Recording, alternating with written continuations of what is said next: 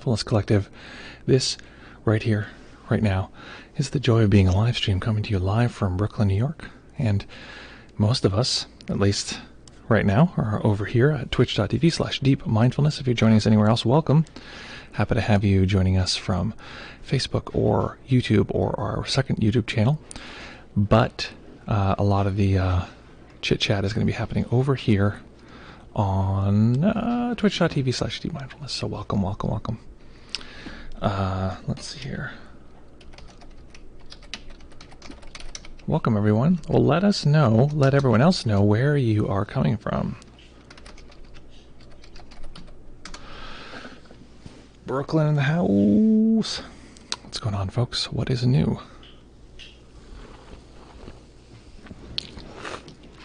We have a special guest today with us. We have this new microphone.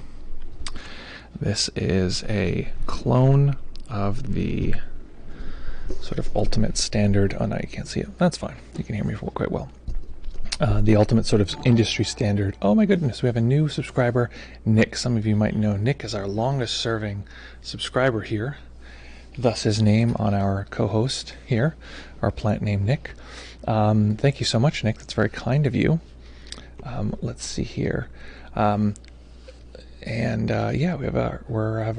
we also have a special guest today, which is Groovin Reuven from Philadelphia. Welcome, Groovin Reuven. Groovin Reuven is going to be taking over in just a few moments and will be guiding the whole meditation.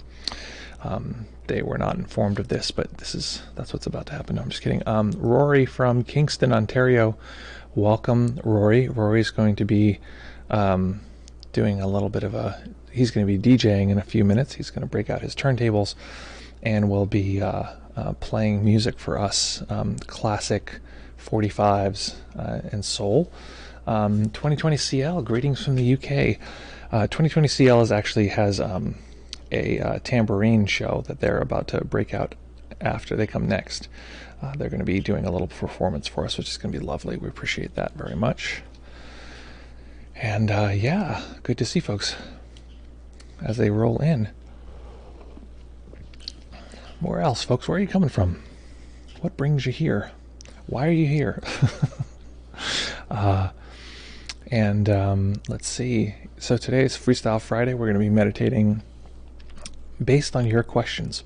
So if you have a question, or if you have a part of your practice that you're exploring right now, let me know right now here somewhere, and we will then respond to that with some guided meditation, which is the fun part. So what's going on? What's happening in life?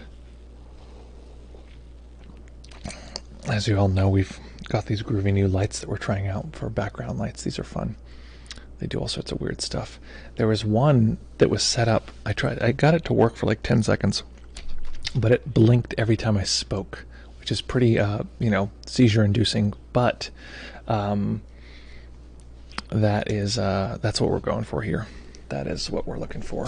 Equanimity through prolonged, terrible health conditions. Greetings from the West Coast. Thank you so much for joining us, Stream Curious. Stream Curious has a laptop noise group where they just make all sorts of crazy noise sounds, coming out of the kind of more on the throbbing gristle side than on the, God, I forget their name. AS1220? No, God damn it. KDM, whatever. It's more on the throbbing gristle side, so they're going to be playing some music for us soon that's just unlistenable, just like lots of beeps and boops and scratching terrible sounds. So they'll be coming up later on in the stream. And Stream Curious has a question, which is, have you ever used self-inquiry? It doesn't seem like Shinzen system uses that much. Okay, I have, and it does. And we can get into it. We can use self-inquiry. That's actually a very interesting sort of form of practice. I've used it a fair amount. That's actually kind of one of the early practices that I became interested in, is in the Zen koan sort of tradition. and also it depends what you mean by self-inquiry. Hey, Barrett, good to see you here. Welcome, joining us over from Facebook. Barrett is a very accomplished drummer, and is going to be doing our drum solo for later on in the program, so tune in for that. Let's see. So self-inquiry is used, and we can talk a little bit about that. Also, P.S. Barrett and Veritable Vagabond and Hellboy Party Cheese. So far, let's say that's the best internet name we have on here. Let's be honest.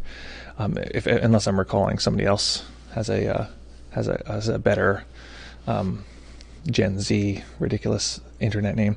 Let us know where you're coming from. Where are you located?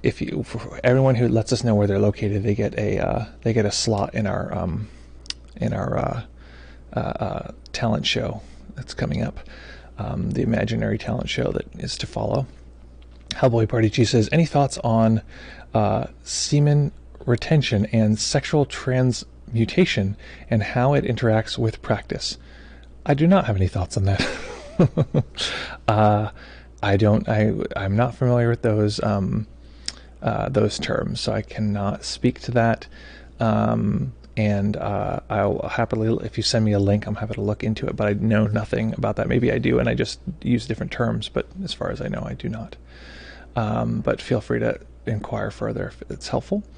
Veritable Vagabond says, wait, I just want to make sure technically this is all, okay, it's working. Veritable Vagabond asks the following. Is pointing out sensations, noting, versus being aware of awareness the same thing? That's a great question, and maybe we should answer that in the form of meditation. Nick says, funny story from yesterday. My girlfriend, nice humble brag that you have a girlfriend, by the way. Just kidding. And I heard a terrible song on Spotify while in the car. For some unknown reason, it said, I said, that was terrible. We need to listen to that again. Why? I want to observe the resistance and train equanimity. So she said, what? What are you going to do? Grow a beard like that monk guy from Brooklyn? And drink expensive matcha too? Because then we'll have a problem. That's funny. Well, listen, you be you, and maybe we can come to some kind of agreement here. Maybe we can, maybe your girlfriend and I can see eye to eye on certain things. Netherlands, Hellboy Party Cheese is here from the Netherlands, and Hellboy Party Cheese is going to be playing they actually plays 2 kazoos, which is, I find, very impressive, and different notes at the same time, which is, it's tough if you know how a kazoo works. That's quite complex. And Nick says, so don't be way too sure you're not ruining my life. You are clearly being a bad influence on me, according to some. Exactly. Barrett, good to see you from Austin, Texas. So Barrett, being from Austin, Texas, actually has a body slap routine, this sort of thing where people playing music by body slaps, and that's going to be the rhythmic accompaniment that's going to be coming later. Very exciting about that. We have Monica here joining us from Baltimore. Monica is well known for playing the violin, but playing the violin with one string. And it's pretty impressive what Monica can do with one string. And so Monica is actually coming a little later in the program, although she's going to be doing a little cameo sneak peek with Stream Curious. She's going to be doing a little helping along with the solo there. Monica said, while meditating in awareness and attempting to stay present, some of the stuff that I'm aware of doesn't make sense. Okay, that makes sense, and I'm not sure what to make of it. I've heard that awareness is non-conceptual. Okay, so it makes sense that it wouldn't make sense, especially because we're entering into a territory that is pre-linguistic. Because of that, the ordering structure of things can break down, and we can find that what we're experiencing, you know, sometimes I refer to as sort of psychedelic, but we could say less ordered than this world around us. And so that's really not surprising at all that you might have that kind of nonsensical material. And just feel free to explore that. Explore the experience of things not making sense. That's just don't know material rising to the surface, and notice if the system's pushing against it, and just be with that. There's a degree to which you can pursue that and move into the part that makes less sense and observe the experience from the point of view of it not cohering to sort of logical sort of understanding. That can be an outlet to go deeper into some of the sort of formless material, which can be fun. Veritable Vagabond says, we're about to have a live concert or something. I play the spoons. Well, that's because, Veritable Vagabond, we are, we're actually going to have a surprise conceptual talent show coming up, and all people here are going to be playing their own personal instruments in silence. I mean, they'll be playing them, of course, but because they're not mic'd, it's going to be silent for the rest of us. So this is a lovely conceptual art piece that we'll be executing after the meditation. And of course, you're all welcome to participate and jam along. You can jam right along with your favorite person, which is so nice. It's so much fun to be able to, you know, have that kind of dialogue going on. Excellent. I'm curious, Veritable Vagabond, if you actually do play the spoons, because that would be a pretty cool brag. Oh, we have a new follower here from Willix and Benethy. Thank you for that. Thanks for following. If folks are unfamiliar, you can follow us here on twitch.tv/deepmindfulness to let you know when we're going live. You can also subscribe if you're watching on YouTube, on Facebook. I don't know what you can do. There's no like follow button, whatever. Let's see. Willix and Benethy. Can you describe some part of the phenomenology of your cushion states these days? So my own experience of phenomenology from my practice these days. I like to play cushion. It goes zzz. Exactly. I like to play the pillow. I like to listen very closely to the pillow. I do that almost every night. It really calms me down.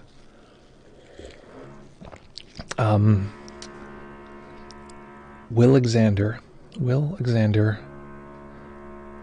Benethy. So one thing to notice as far as explaining my own phenomenological experience, that's actually what I do when I guide meditation. Instead of saying, okay, here's a script that I'm going to follow, and here's, you know, what's going to happen, etc. Especially when I'm doing the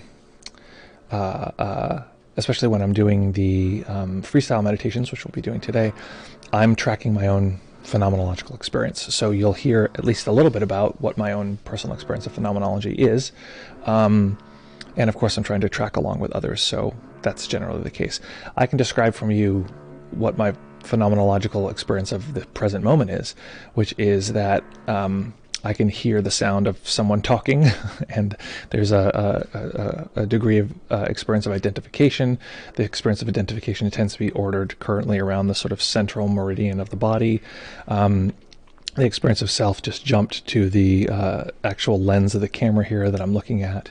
The sort of tracking of time, I noticed the mind sort of tracking and producing this sense of time and this narrative going on. Again, the mind became aware that there was a talking experience occurring. There was just a sort of blank blip that occurred where the self and world sort of collapsed a little bit into sort of a spacious emptiness, and now emotion arising in the body, sort of joy and also a little confusion. So that's some phenomenology. It's funny, I'd be curious from folks' position, I thought about giving an entire like Dharma talk that was from beginning to end just doing what I was just doing, just describing what's happened phenomenologically. My guess is it would be really exhausting, but I'm curious if it'd be interesting for other people. I guess even if it's not interesting, it's one of those things that like you just sort of have to do like as a like conceptual art piece. Great. I'm glad you enjoyed. That's, for me, it's like, I've gotten Shinzen to do that for like a moment, and he's always like, it's very fun. I find it very fun. I feel like I want to hear that from a lot of teachers. So I love that. For me is like really fun. So okay, let's see here. We're going to begin practicing in just a moment. So we're going to practice for about 25 minutes. So find a way to hold the body still for the duration of the sit. The reason we do this is that if we can train the body to be still, it does train the mind towards a kind of stillness, and it also gives us a very clear feedback loop of the mind wanting to sort of like jitter around and jump around. It creates a kind of clear palette for our system. But of course, we're not in meditation detention, especially if we have any experience with trauma, which, spoiler alert, most people do, or developmental trauma, which is extremely common. So don't feel obligated to either keep your body for perfectly still or to keep your eyes totally closed if that doesn't work for you. The key is that you are able to maintain the practice throughout. So finding that nice, comfortable position.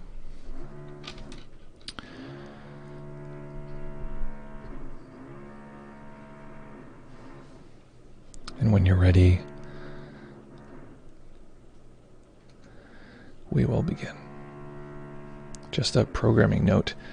The building is under construction. This is not uncommon. This is anyone who knows the stream knows this happens. So just to not worry too much. It's gonna come. It's gonna go. Yeah. We can use our equanimity skills.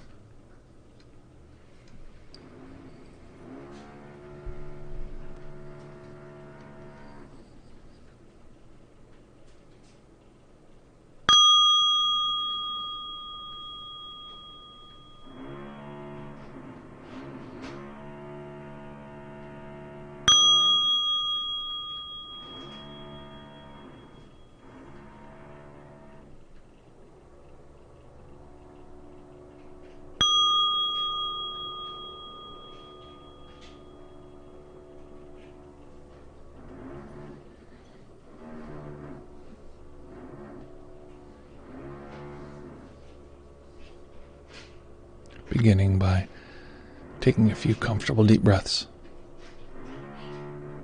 Just feeling the body rise and fall.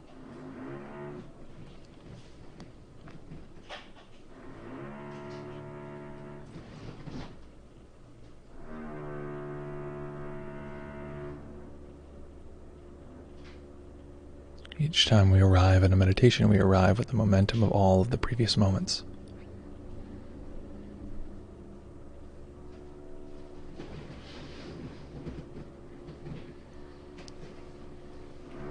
So for a moment, tuning into that momentum.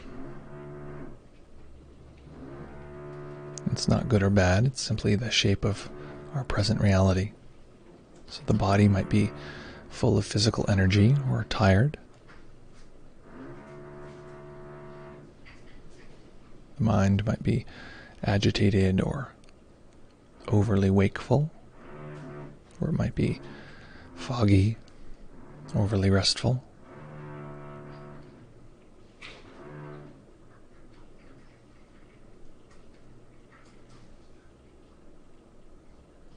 We might find that there's a balance, that the mind can stay with the sensations of the present moment.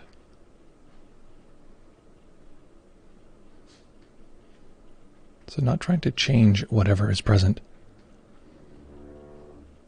Simply knowing this experience clearly.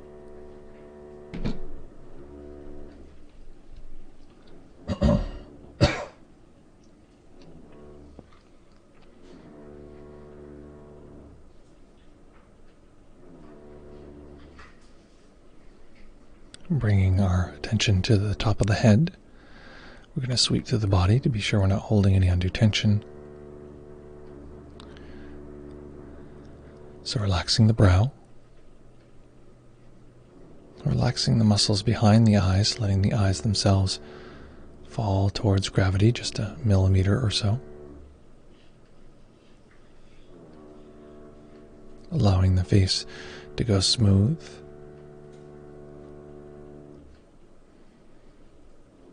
Relaxing the back of the tongue and letting the jaw go slack. No need to hold it closed.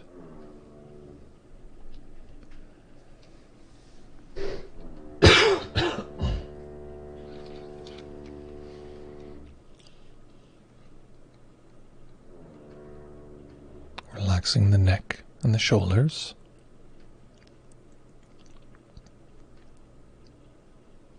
The upper arms, elbows, forearms,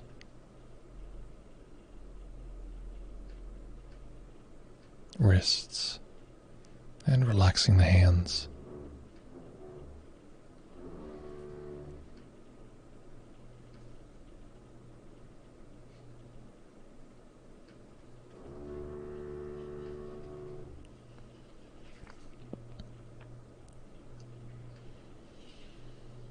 Letting the body breathe as it will, without any need to control the breath. Noticing the natural tightening and relaxing of the upper chest and upper back as the breath comes and goes.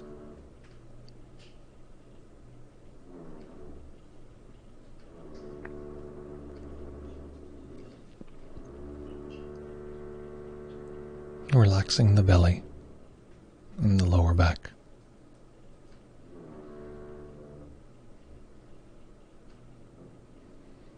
Relaxing the hips, allowing them to open just slightly, as though the hip bones themselves are just folding into gravity.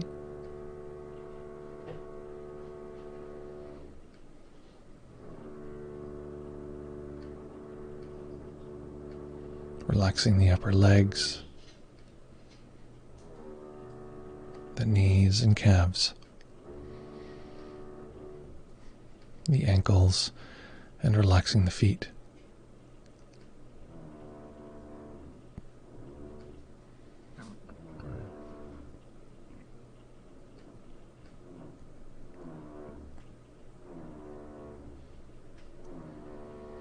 And we've used our attention to move through these various body sensations. Let's enter all of these various areas that we've relaxed or let go. Let's enter those into a larger field of awareness.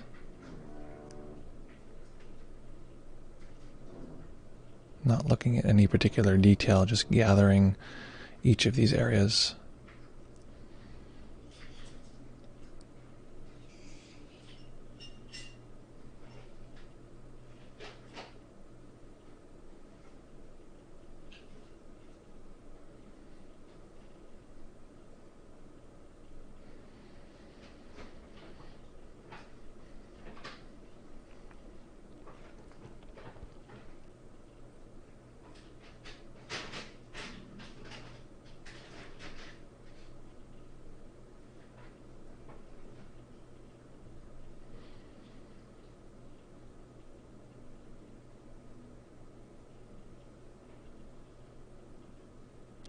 And looking for the part of our experience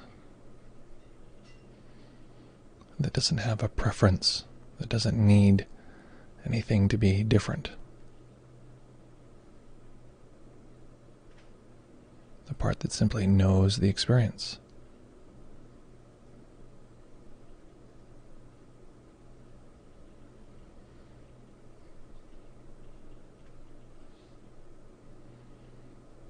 And this is one of the qualities of awareness,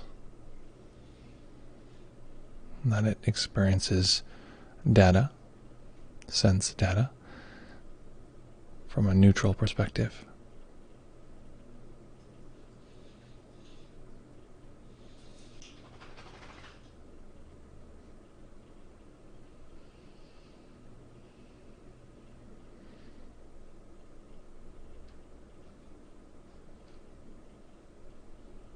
So for a moment, tuning into the part of our experience that would like things to be different, even if it's a very subtle desire to move forward, the part of us that wants to get to the next moment in time, wants to get the meditation, .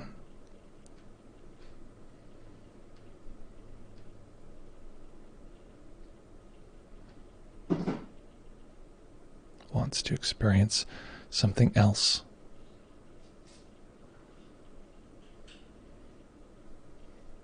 Perhaps the part that doesn't like some aspect of what's occurring, a distraction or a sensation.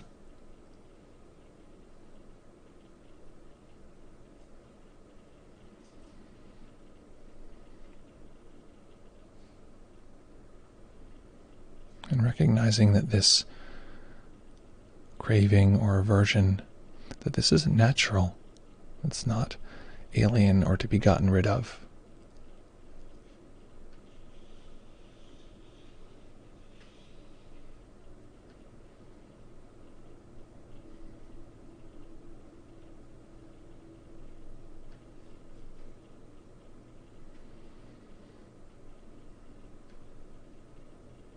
The system will tend to cling.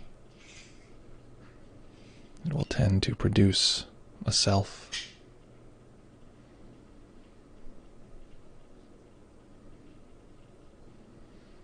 It will tend to produce space.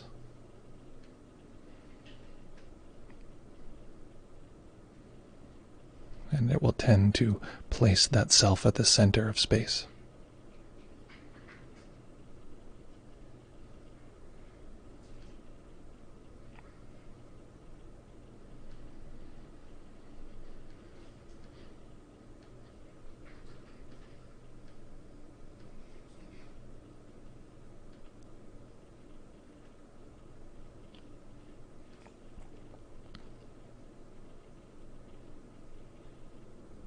There may even be some part of us that's consciously or unconsciously telling us that we shouldn't have any kind of clinging.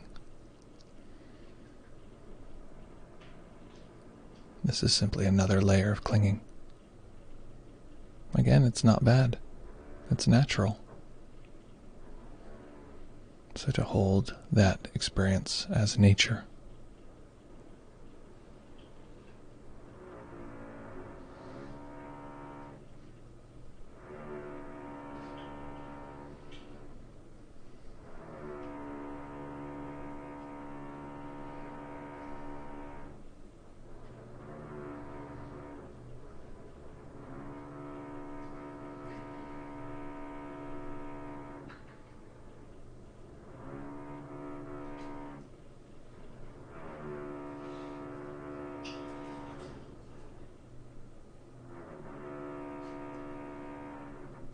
Whatever sense data arises, seeing, hearing, or feeling, this is nature. And whatever response to that data that arises, this is also nature.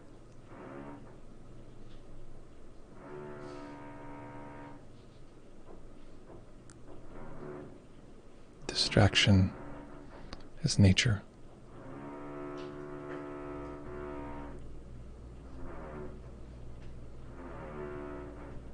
Awareness is nature.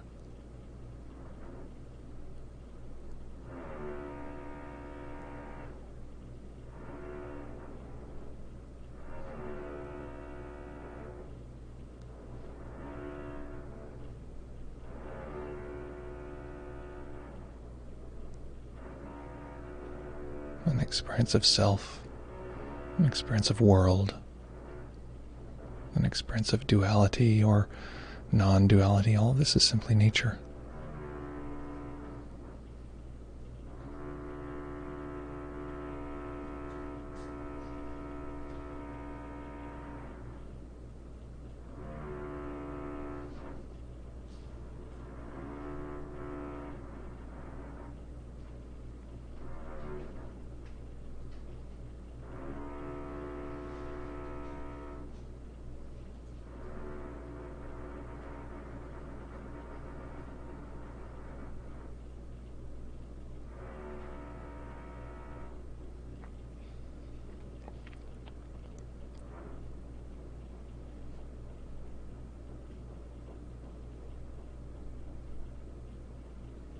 And the part of us that can experience all of this as nature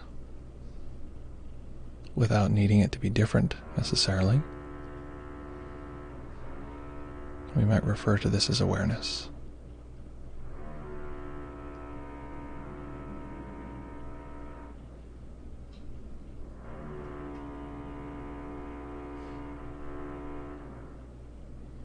It's observing all of the pushing and pulling internally, all of the pressures and expansions coming and going.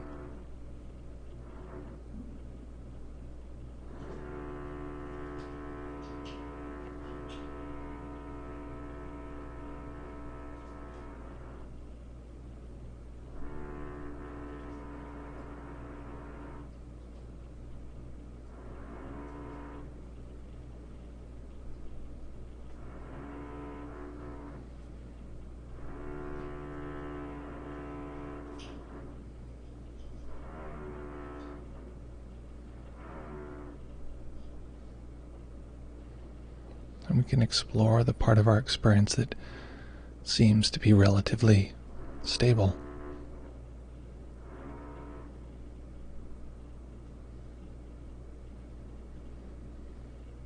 The sense of self may be arising, or the sense that there is a body that is experienced as below, down there. A sense of space. A sense of narrative, of the self being the main character of this narrative.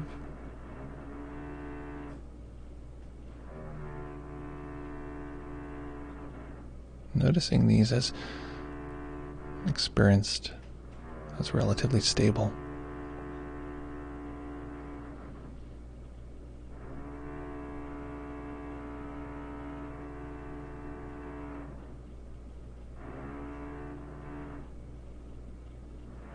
They're quite familiar, so they're known from current experience and from the habit of experiencing them in the past.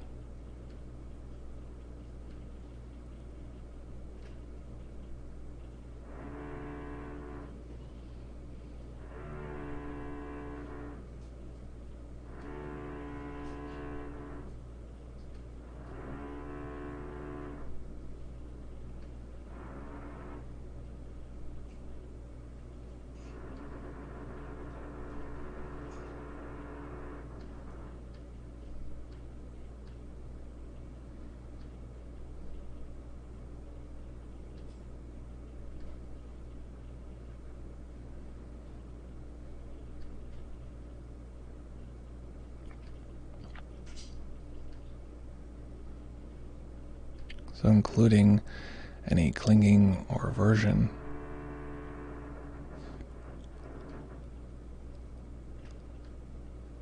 In this moment, getting a general sense of what is present. What is the current experience of present phenomena?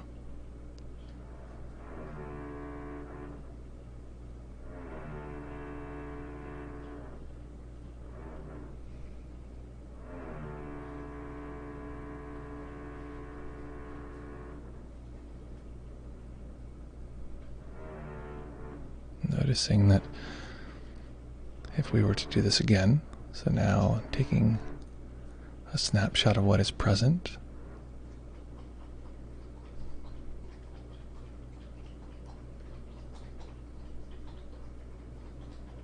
it's clearly quite different than the previous snapshot.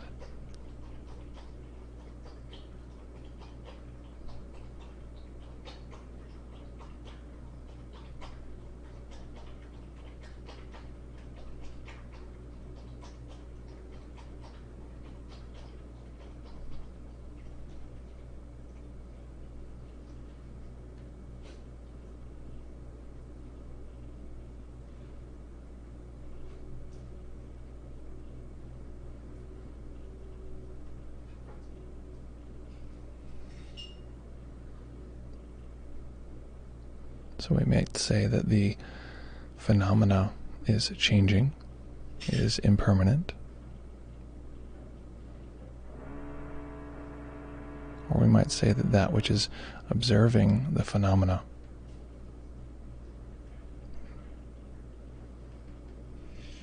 is impermanent. It is touching, coming in contact with all of these different shapes,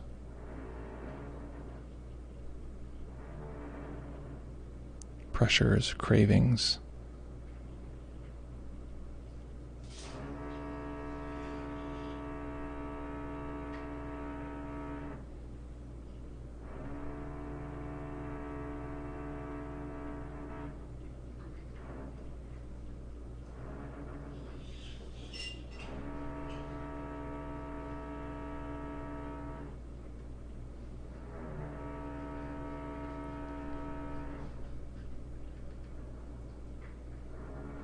So sliding over to the observing, letting go of phenomena itself, but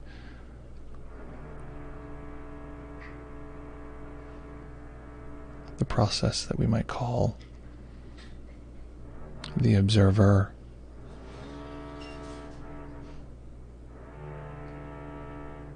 or the observing experience. And watching, observing,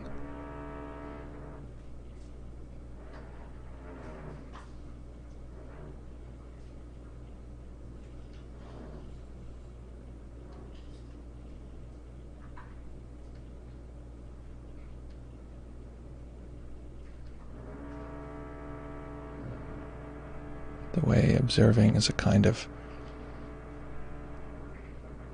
veil, touching, wrapping itself around all of these different pressures.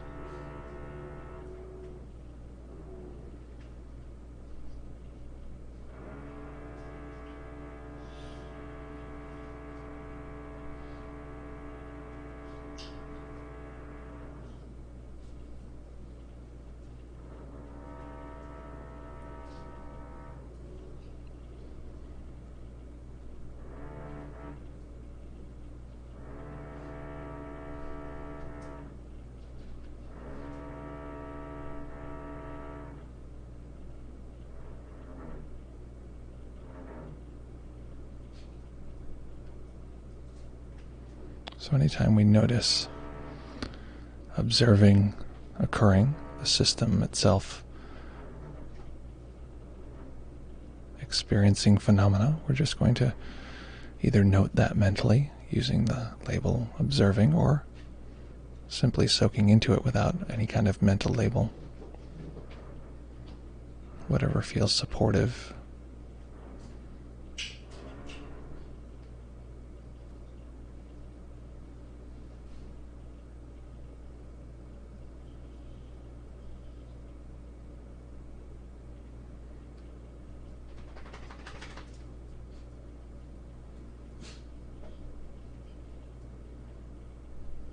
Observing the shape, the constellation,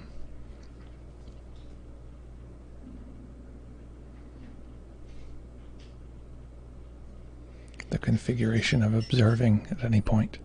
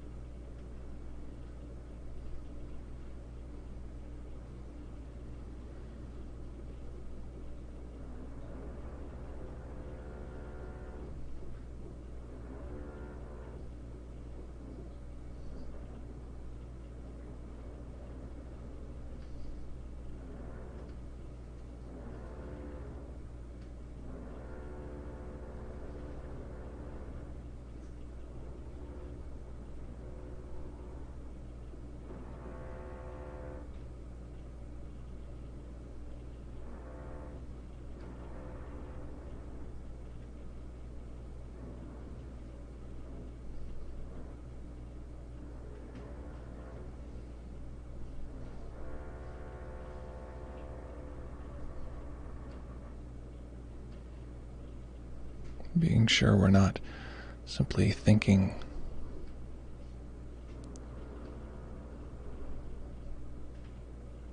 theorizing, or exploring our beliefs.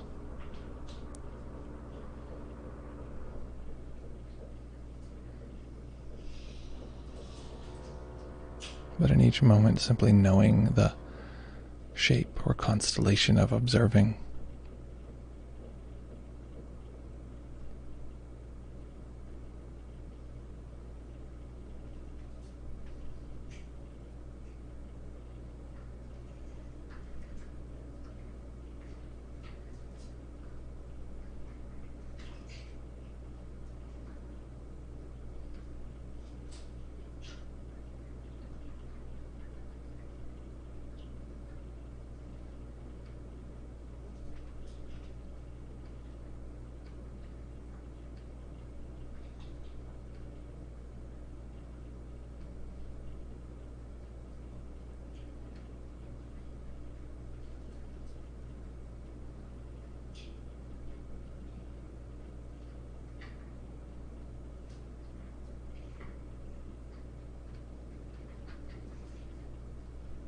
Recognizing that the entire cosmos of human experiencing is here.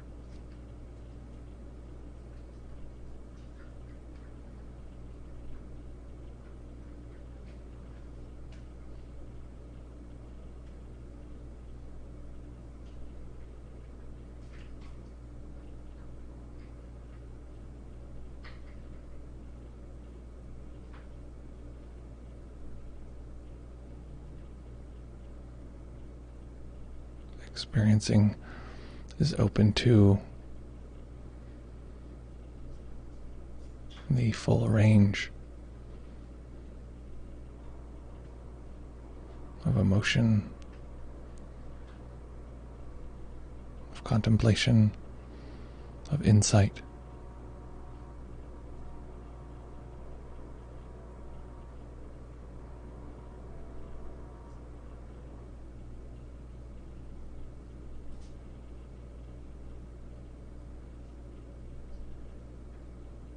Experiencing is all of the possibilities.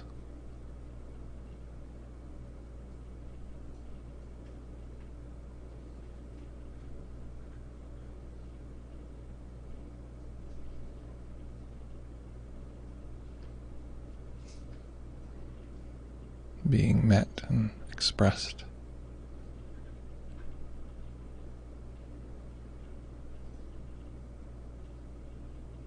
It is the front row seat.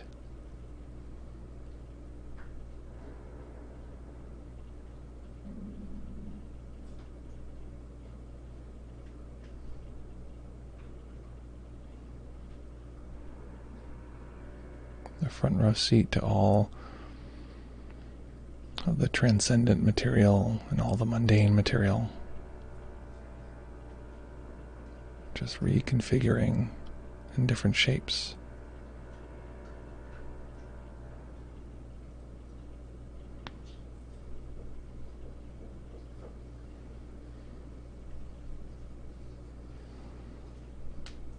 So staying with the practice, staying in stillness.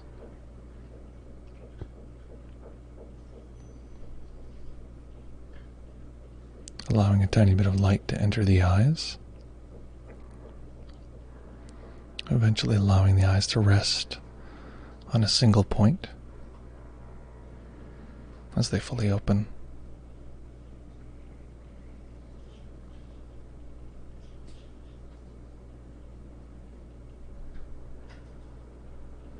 Observing the body-mind experiencing human seeing.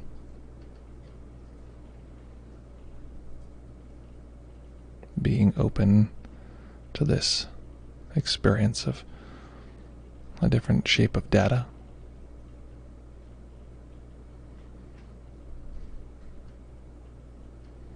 And letting this openness,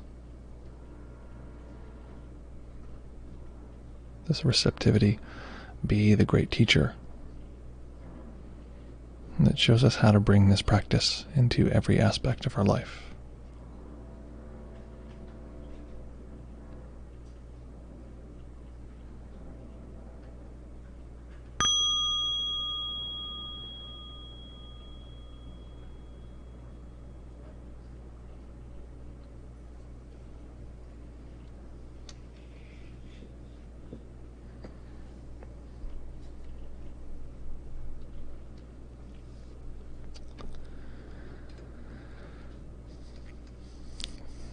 Okay. So making any adjustments you need to allow the body to be comfortable.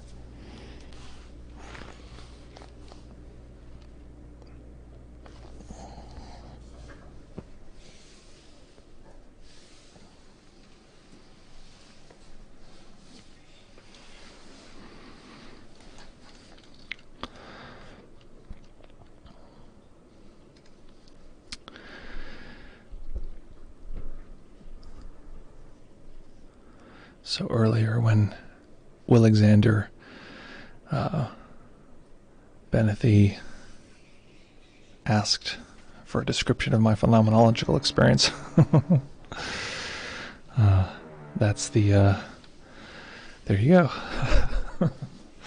So I'd be curious though what that was like for you. So there are a few ways that I can find out what the experience was like for you.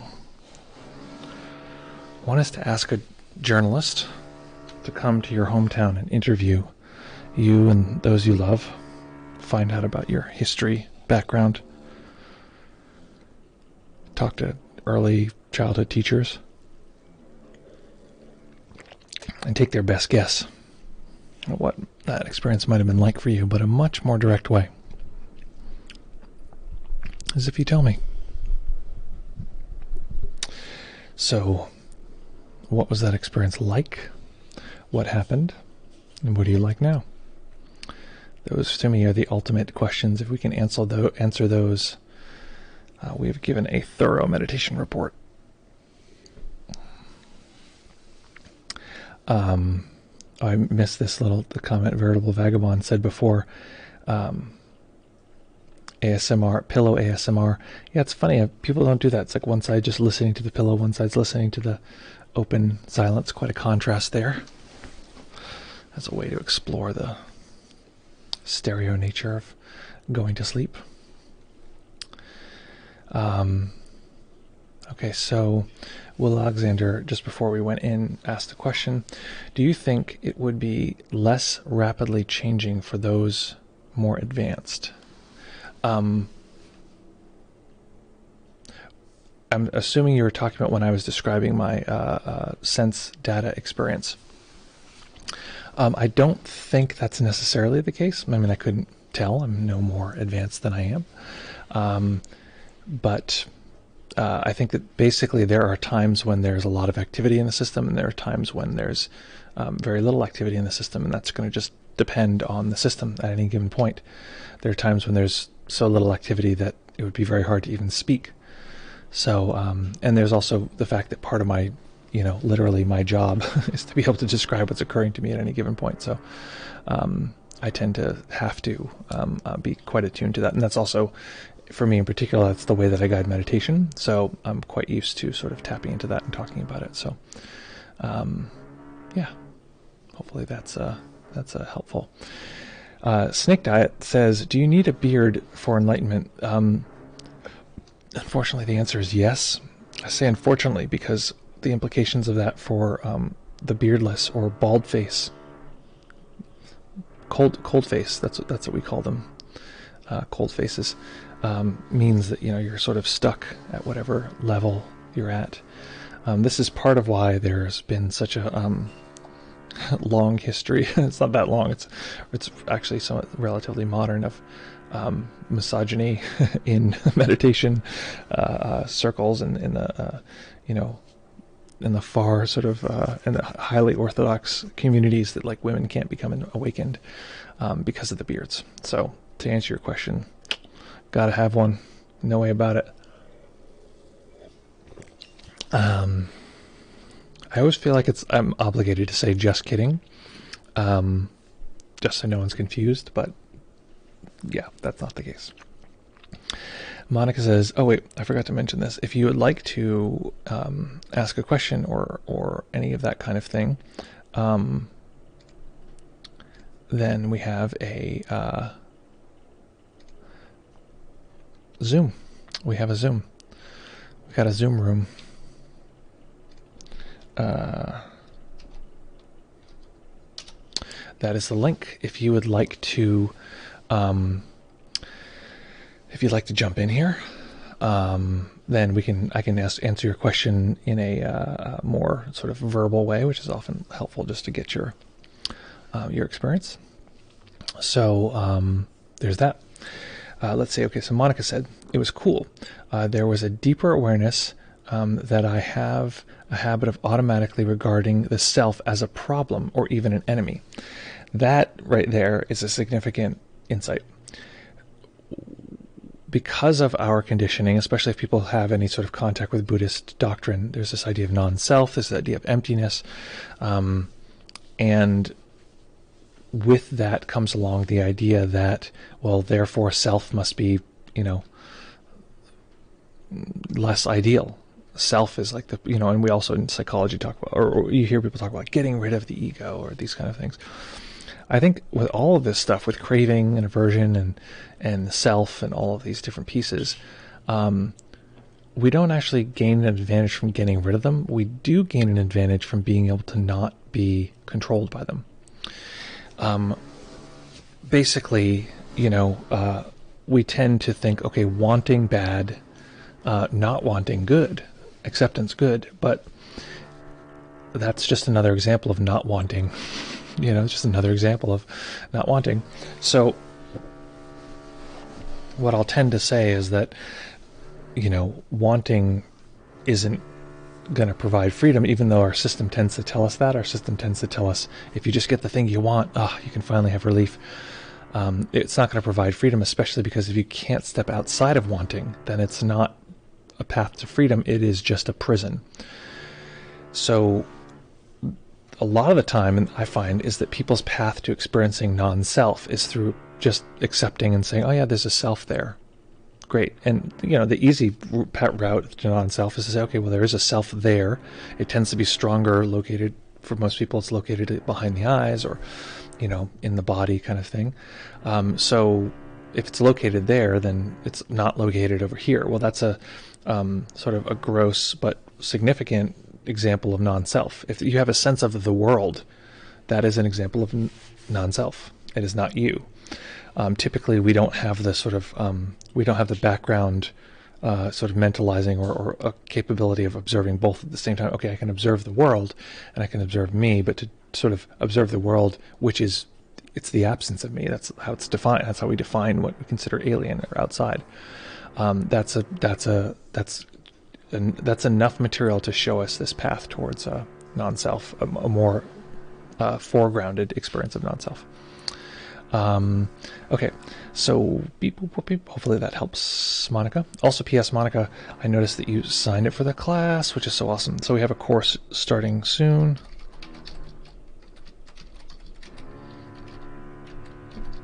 It's the progress of Shinsight. It's exploring one of the classical maps of awakening through the perspective of Shinzen Young's meditation system, especially focused on bringing these practices into our life and moving towards a life that is more fulfilling. So that will be that's launching. Actually, one of the units is full. We're doing 2 units, Tuesday unit and then a Saturday unit. The Tuesday unit is completely full. The Saturday unit has some more spots in it. So please feel free to take a look at that if that's of interest. All the data is there. So jumping back here a little bit, Veritable Vagabond says, do you have to use a funnel when eating ice cream or broccoli? Cream of broccoli. You mean in general? Does one? I think that cream of broccoli. I don't. Does one have to do that? I don't think that that's a universal thing. I think often people use a variety of utensils. And I don't think a funnel is a standard one. So I don't think you do have to do that. If you felt like you have to do that, then just know that you don't have to do that if you prefer. I've never seen the Buddha with a beard. Yeah, the depictions of the Buddha are often interestingly anglified, and I mean it's not quite as bad as Jesus, but they're much less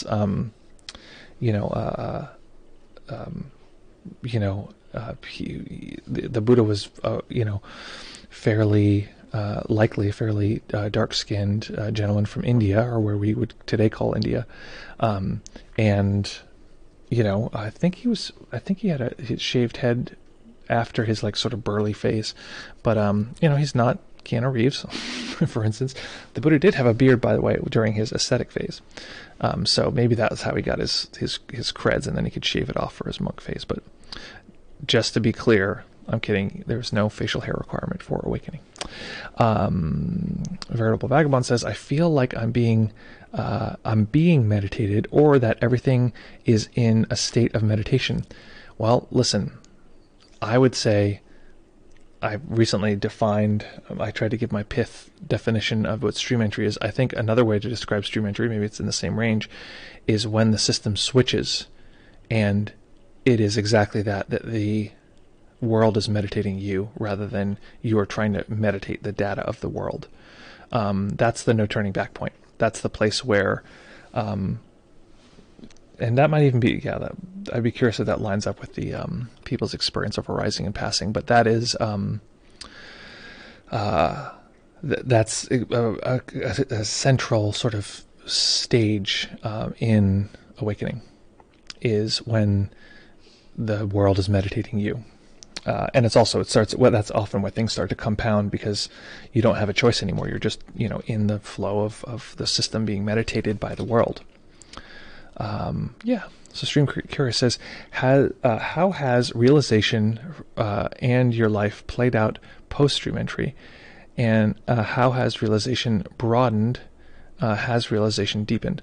Yeah, well, I mean, I think these are two big things that I could talk about. One is that at some point, and I talked about this I think in the last stream, at some point there's this sense that like novelty equals growth, novelty equals moving forward, and I've never experienced this before, this level of peace, or this level of things being torn apart, or this kind of thing, and so there's a sense that the difference is an indication that things are moving forward. I think one of the big things that or insights that sort of arose at some point, we talked about this in the last stream, is this systemic recognition that the ordinary world is actually the same material, as far as I'm moving forward, but then I'm ordinary again. I'm sort of back to this, regular old me experience, that is somehow regressing. I'm back to like sort of the, sort of normal self reality. And that's because the system was viewing novelty as growth, as forward momentum. And at some point, the system recognizes, and then it informs the mind, that any direction, there's no way out of the funnel of creamed broccoli. There's no way out of the funnel, and the ordinary experiences of being an ordinary human are just as insight heavy as the sort of weird psychedelic experiences. Has realization broadened? Has realization deepened? Yes, absolutely. This is something that sounds sort of like braggy. It sounds sort of like, look at me, kind of like, look at my realization. I really hate that stuff. It drives me crazy. This is one of the reasons why sometimes a lot of the forums that people are talking about awakening, I just often don't like participating, because someone will come on and say, oh, so when you're in like fourth jhana and you're like trying to like hang out with all these, I don't know, like I'm making this up, like hang out with a bunch of hot babes, and all the hot babes are like, wow, you get to fourth jhana so easily. What do you do with your breath? And it's like, that's obviously that's an exaggeration, but it's like, that's what it feels like sometimes. It's like everyone's talking about the states and the things and, et cetera. So, so this can sound braggy, and I'm trying to foreground that that stuff drives me crazy. But I would say that my average experience of just the world as it is right now is more transformative and psychedelic and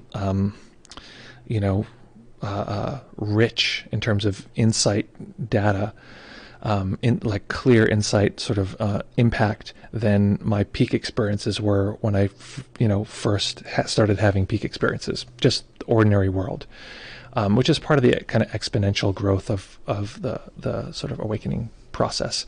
So that's my experience. That's just how ordinary reality is for me. Again, I'm not like a magical special person.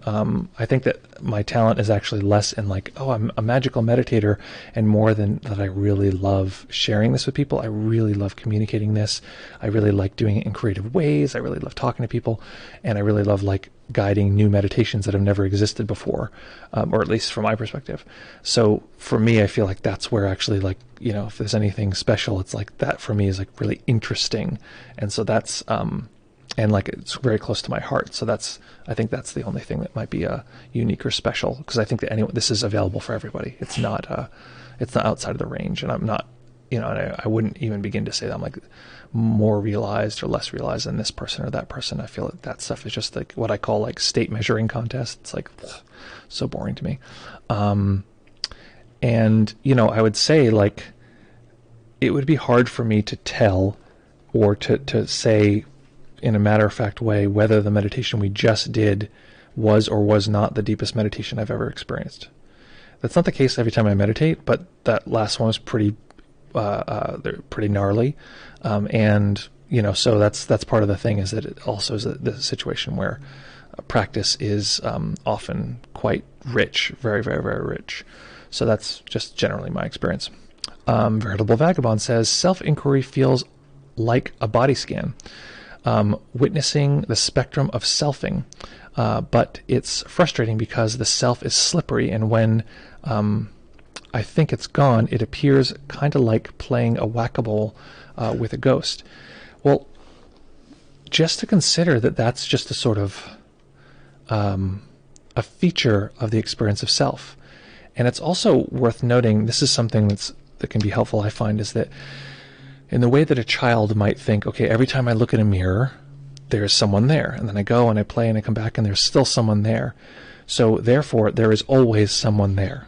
There is someone always in the mirror. They live there. And when I leave, they stay there. That's almost identical to the structure and experience of self. Whenever we look, hey, there's a self there. So part of what we're doing is training ourselves to observe experiences that just don't have self, right? If you really pay attention to that for a second, that is an experience where self collapses and the mind whoosh, sucks into some kind of sound, whoosh, sucks back out. We check in, hey, there's a self here again. I mean, actually, let's actually do that as an exercise, okay? So really, really try to hear the sound of my hand, okay? That is like a vacuum that goes whoosh, and now check back in. There's a self, right? There's only so much real estate in consciousness, so you can check right now. Was there any point at which self was more or less intense? Great. You are now attuned to the spectrum of self and non-self. Just pay attention to that spectrum. That's all you need. And so instead of just saying, okay, it's always here, notice the spectrum of it coming and going. It is less here now, it is more here then. Because I think the idea when people hear about non-self is that we're supposed to get rid of self, that it will be gone one day. Man, it's gone right now. You know, like, we're already there. There's a way in which we're already there. It's training the system to recognize that. So the spectrum often is like the insight is often on the spectrum rather than one end of the spectrum or the other end of the spectrum. So observe the spectrum of self being very intense. It's often intense when we look for it. Okay, there's the experience of self. It's right there. And then see if we can observe when it's less intense. And then now we're well on our way to experiencing some significant material around non-self. Let's see here. Beep, boop, boop, beep, boop. And also, I mean, hopefully that answered your question. Veritable Vagabond, you mentioned self-inquiry, and Monica, you had mentioned the confusion. I sort of answered let me know, Monica, if you feel like your question was answered, because it was less direct than the question about self-inquiry. And of course, self-inquiry can be much simpler than that. It can say, like, where is self now? Or, observe observe the experience of the watcher as it is centered. Just observe the center experience of self and how we organize space around this imaginary center. Bob Schneider says, hot fact. Ooh, hot facts. Thanks, everybody. Share some more hot facts. Hot fact. The Buddha went completely unrepresented in Buddhist tradition for 400 years after his death. They used symbols like empty discs, footprints, wheels, etc. instead. Listen, I'm not going to mess around. I'm not gonna BS you guys. Okay?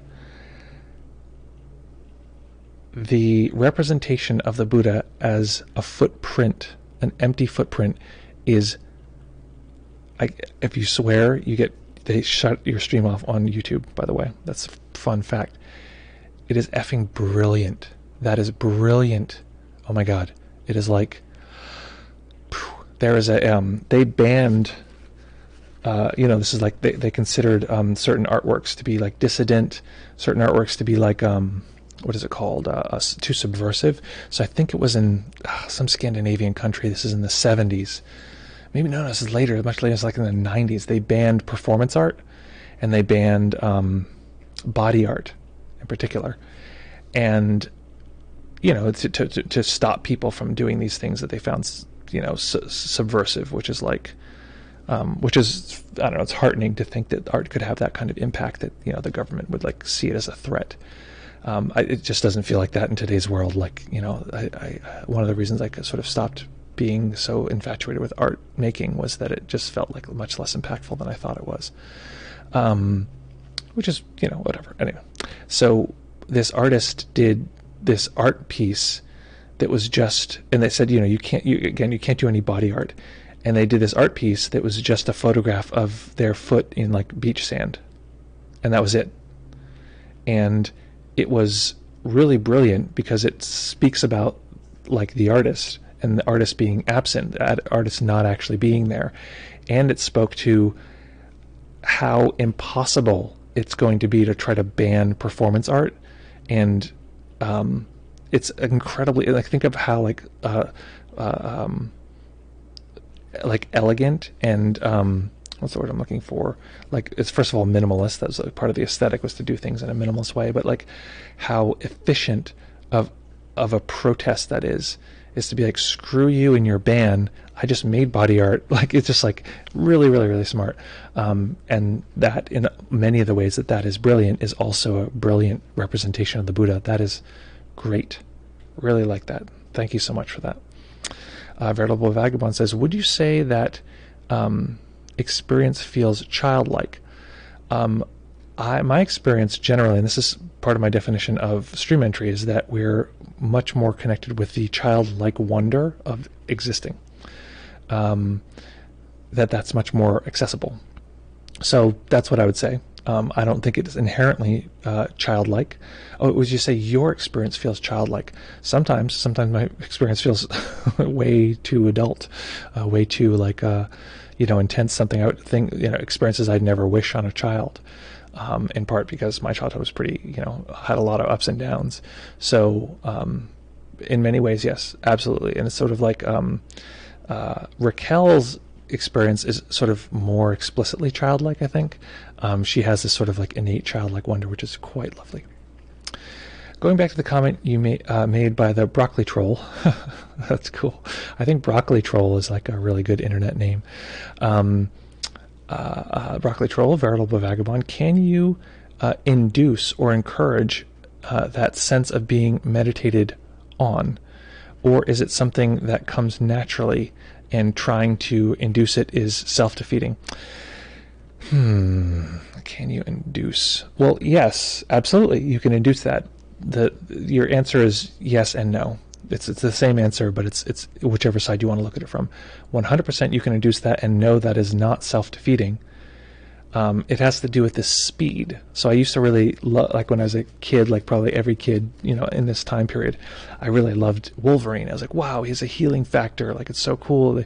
And there was this part of the Wolverine comic where Wolverine, Magneto rips all of the metal out of his bones, and therefore, Wolverine, they thought, okay, he's killed or whatever, but it ends up that the adamantium was poisoning him and actually slowing down his healing effect.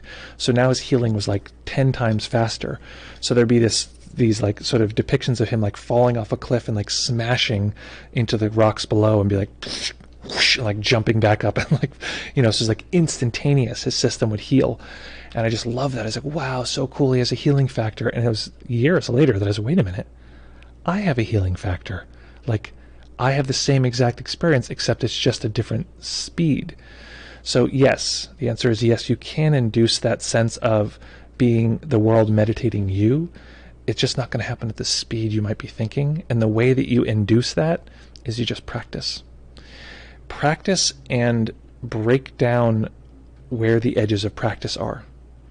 Today we kind of explicitly went through and we said, okay, there might be clinging and aversion, there might be self, but notice that those are nature. There's nothing about those that is, better or worse than anything else. And the part of you that's like, no, no, no, self is not good, clinging is bad, I've read all about that, clinging bad. That is clinging, and that's also natural. Of course it's going to happen, and that brings a level of acceptance, but it also is a dragon eating its own tail. That's when that's where we want to get with our practice. Whatever's occurring, it is fed right back into the practice. I feel like this practice is dumb, why am I doing this? Okay, we can use that voice and say it's see, hear, feel, or whatever it's built out of. We can use the multiple self model, which we've talked about here. Whatever it is, creating a practice that can eat its own tail. That to me is what I would call a complete practice. And typically I teach in sort of units of complete practices. Today's meditation was a unit of complete practice. So you can practice in a way where we're just observing the observing experience. Okay, and it can eat everything. The observing experience can observe itself in any circumstances. So do that a lot.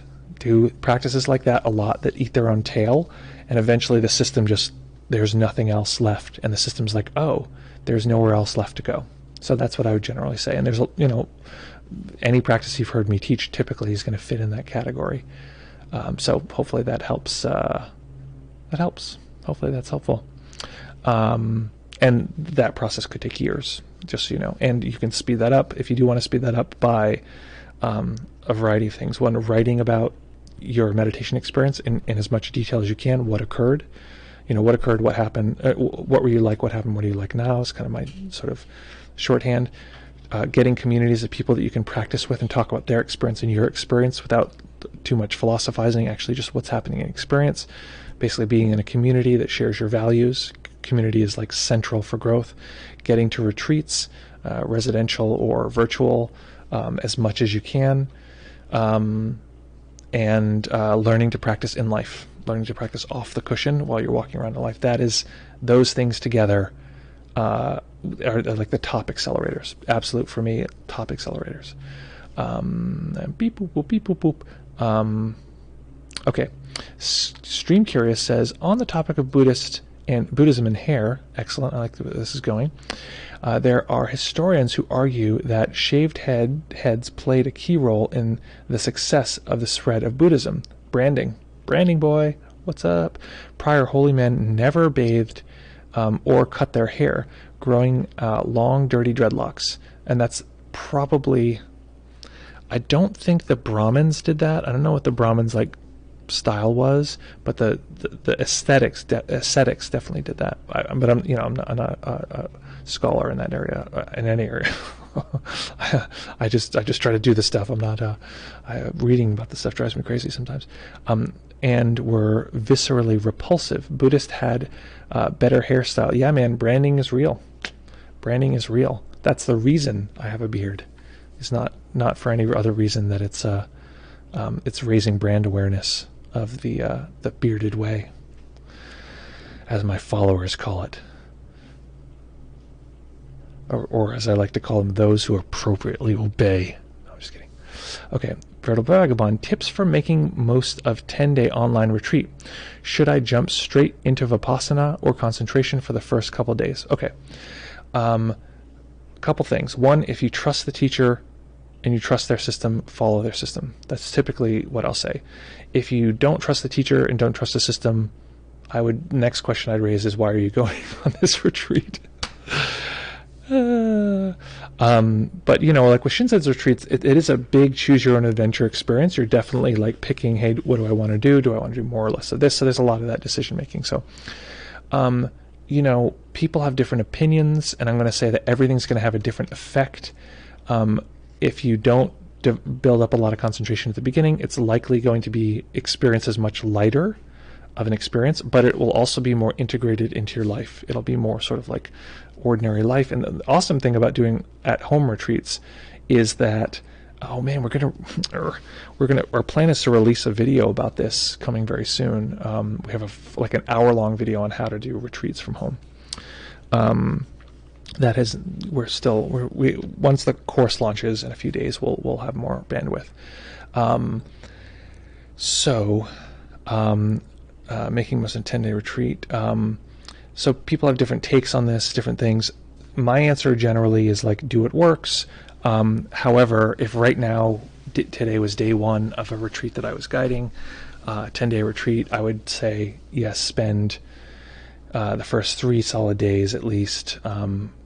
And often many retreats actually don't emphasize this, but I would typically say, like, do it until you arrive. Do it until you get to a place where you feel comfortable. You reached access concentration. The system can just go with what's happening. And if you fall out of that, you return to you return to that kind of practice. That's not an uncommon strategy. I would probably nudge people in that direction. The thing is, though, something that often is not stated, because usually a teacher there can handle this, is that bearing down is not the only way to move forward or to progress. Often skillfully backing off is really important. Often, the key is to skillfully be kind to yourself and be gentle. So it's not always the case that just push is the way to go. So that's generally the case. But that said, developing samadhi, which I use instead of concentration in terms of describing it as like balance of mind. And I think one of the nicest systems that talks openly about doggy bark, balance of mind is in the Mind Illuminated, where you're just using attention and awareness to find how can you keep the mind staying with something continuously. Just staying continuously. Technique, my favorite technique to guide people to this is what I call, I use this term a few different ways, but it's a samadhi or a mind balancing practice that I call this and not this. And I developed it in part from being on Mahasi retreat, Mahasi style retreat, and relating that to the Mind Illuminated material. But you pick whatever the object is, breath, whatever, something that you can experience continuously or semi-continuously. And you call it this, and that's all it is. Okay, this. And you label this, but you remember that each time you label this, you're referring to this exact sensation in this exact moment. And so every time, this is going to be different, right? These two axes are always moving. So when you refer to this and you label this, just make sure you're not labeling generically. You got to respect what we're calling this. Okay, so it's this. Now it's this. So the word is changing its meaning. It's the ultimate flexible label. Anytime there's a distraction, it's not a big deal. It's not a problem. It's just not this. So you label it that, not this. Okay, that's not this. And that label, that distraction, actually guides you back. What is it not? Well, it's not this. Okay, this, not this. And you're just labeling this and not this. Whether you're using mental labels or not, hey, that's up to you. Eventually, you start to observe the experience of this rather than being opposed to not this. That actually not this is like it's like the target, which is buffering and holding this in place. It's actually it's the entire target which holds the bullseye in place. And so you can actually hold both of them together. And for a label for that, I'll typically call it all or balance or something like this. And that for me is the quickest. You might have your own practice, but that's the quickest way that I'll typically guide people towards getting the mind into a place where it's quite stable. I typically will, for me, when I go on a retreat, I'll spend the first number of days doing just letting the mind settle in that way. So folks, we're going to be back right here in fewer than 24 hours. Such great news. I want you to know that we have a Discord, and on that Discord is a a thing where you can ask questions for stream. Those questions are going to, we can answer those on stream. What the heck? And so also, as you noticed today, we answer questions by guiding meditation. So if you have a question that you would like answered by guided meditation, you can leave that there, or you can come right on stream and ask it. Playbacks for this, I'm going to put, we haven't figured this out yet. Tomlin, if you're here watching, please help us figure this out. Tomlin is our awesome support dude. Let's see. So it's going to, these links are going to appear like 5 times in a row, so forgive me. They just flood the screen. I don't know why they do that, but here you have our website, has all of our stuff, various media, various guided meditations. There's our YouTube channel and our second YouTube channel. All of these live streams are on our second YouTube channel for playbacks that are there forever, archived. You can always go back and play those. So if you ever miss one, you can always jump in there. So that's our general breakdown. We're also going to include /POS. So that's where the class is going to be held. There's a bunch of people here who are already signed up for that class. So we're very excited that that's going to be starting very soon. Folks, I have a wish. I have a wish for you. What is my wish? My wish is as follows. That for the rest of today, for the rest of the weekend, Saturday, Sunday, up until the moment when we get to meet once more on Monday, that you just allow the observing function to be known now and then. Just to know, watch the system observe, watch the system experience the world. Know that you can add volition to that, you can add the instinct to affect things, change, take action, but just make sure that the system can observe that as well. Just another quality to observe. Wait a minute, why is this